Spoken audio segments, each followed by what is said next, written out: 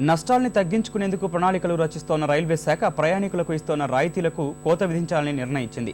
పలు కమిటీలు ప్రణాళికా సంఘం ఇచ్చిన సూచనల మేరకు వచ్చే బడ్జెట్లోపు రాయితీలకు స్వస్తి చెప్పేందుకు సన్నాహాలు చేస్తోంది. కింది తరగతుల్లోనే నష్టం ఎక్కువగా ఉన్నప్పటికీ ఎన్నికలను దృష్టిలో ఉంచుకొని ఉన్నత శ్రేణి వర్గాలకు అందిస్తోన్న రాయితీల కోతపైనే అస్త్రం ఎక్కుపెట్టింది. భారతీయ రైల్వేను లాభాల బాటలో నడిపేందుకు ఆ శాఖ కసరత్తు ముమ్మరం చేసింది. ఆర్థిక పరిస్థితి తిరిగి చక్కదిద్దేందుకు రాయితీలకు స్వస్తి పలకాలని నిర్ణయించింది.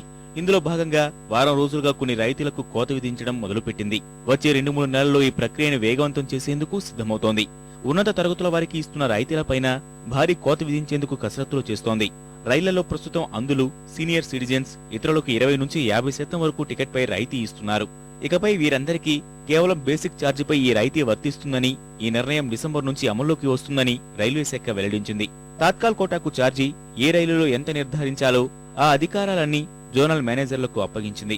విమాన ప్రయాణం తరహాలో ఏసీ మొదటి శ్రేణి, 2వ తరగతి, 3 టైర్లో చివరి నిమిషంలో రిజర్వేషన్ చేసుకునేవారు తాత్కాల్ కంటే ఎక్కువ ఛార్జీ చెల్లించాల్సి ఉంటుందనే ప్రతిపాదనలు పెట్టింది.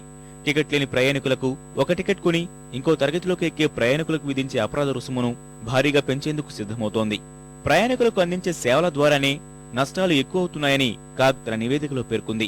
4 ఏళ్లలో ప్రయాణికుల వల్ల వచ్చే ఆదాయం 58% ఉండగా ఖర్చు 97% ఉంది.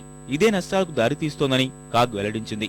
దీన్ని అధిగమించేందుకు సరుకు రవాణాల ద్వారా వచ్చే లాభాలు ఏడాదికి సుమారు 19,000 కోట్ల రూపాయల్ని ప్రయాణికుల రాయితీలకే ఖర్చు చేస్తున్నారు. వీటిపైన దృష్టి సారించాలని రైల్వే శాఖ భావిస్తోంది. మొత్తంగా చూస్తే ఎన్నికల్ని దృష్టిలో ఉంచుకునే ఆ దిశగా అడుగులు వేసేందుకు రైల్వే మంత్రిత్వ శాఖ కాస్త వెనక్కు తగ్గుతోంది.